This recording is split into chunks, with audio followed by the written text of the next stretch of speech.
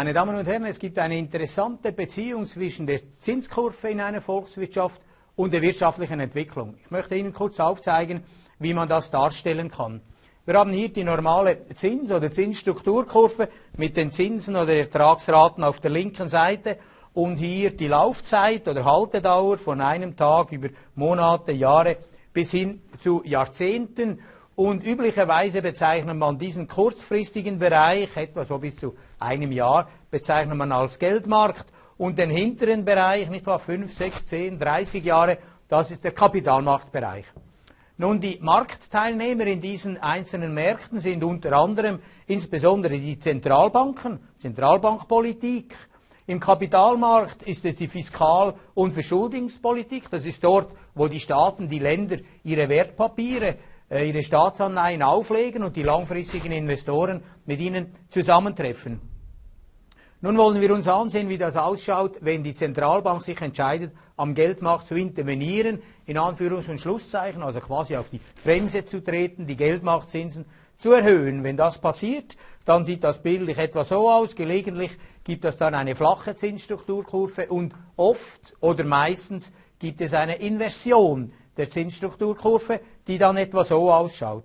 Nun, wenn wir eine Inversion der Zinsstrukturkurve haben, dann sind die kurzen Zinsen, das was Sie kriegen, wenn Sie Ihr Geld für ein Jahr parkieren, sind höher als die langen Zinsen, das was Sie kriegen, wenn Sie im 10-jährigen Bereich investieren. So sieht das dann aus, nicht wahr? Das ist die inverse Zinsstrukturkurve. Jetzt nehmen wir die per se einfach hin. Interessant ist nun, dass in jeder Rezession in den letzten Jahren eine solche Zinsstrukturkurve vorausgegangen ist. Und ich möchte Ihnen das auch zeigen an der folgenden Grafik. Von 1990 bis ans aktuelle Ende sehen Sie hier rot die Entwicklung der langfristigen amerikanischen Zinsen und blau die Entwicklung der kurzfristigen Zinsen. Also blau das kurze Ende, rot das lange Ende der Zinsstrukturkurve. Und immer dann, wenn blau über rot ist, dann sind die kurzen über den langen Zinsen und dann haben wir eine Zinsinversion. Hier unten sehen Sie die Entwicklung der Konjunktur, das Bruttoinlandsprodukt in Amerika. Und immer wenn das unterhalb der Nulllinie ist, haben wir eine Rezession. Und jetzt schauen wir uns die Situationen mit inversen Zinsstrukturkurven an. Also hier, blau ist über rot, Zinsinversion, Konsequenz, Rezession.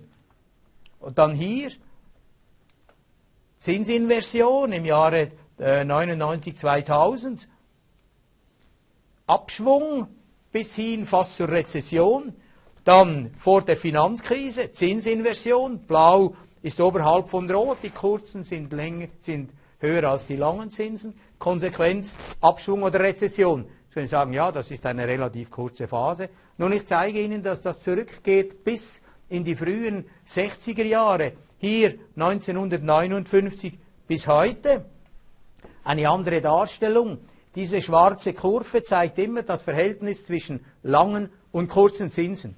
Und immer dann, wenn diese schwarze Kurve unterhalb der Nulllinie ist, haben wir eine Zinsinversion. Unter Null heißt, die kurzen Zinsen sind höher als die langen Zinsen. Und die roten Balken, das sind amerikanische Rezessionen. Rezessionen der amerikanischen Konjunktur. Und Sie können sehen, jeder dieser Rezessionen ist im Vorfeld eine Inversion der Zinsstrukturkurve vorausgegangen.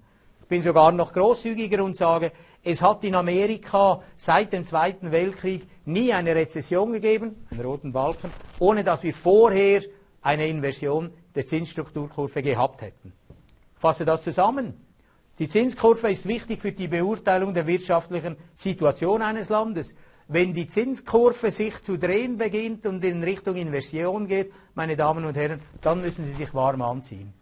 Es hat in der Nachkriegszeit nie eine Rezession gegeben, der nicht eine inverse Zinsstrukturkurve vorausgegangen ist. Aktuell, 2016, signalisieren die Zinskurven überhaupt kein Problem. Aber, watch out, das Federal Reserve hat die kurzfristigen Zinsen in die Höhe getrieben. Sehr oft hat das dann Auswirkungen gehabt und interessante Signalwirkungen.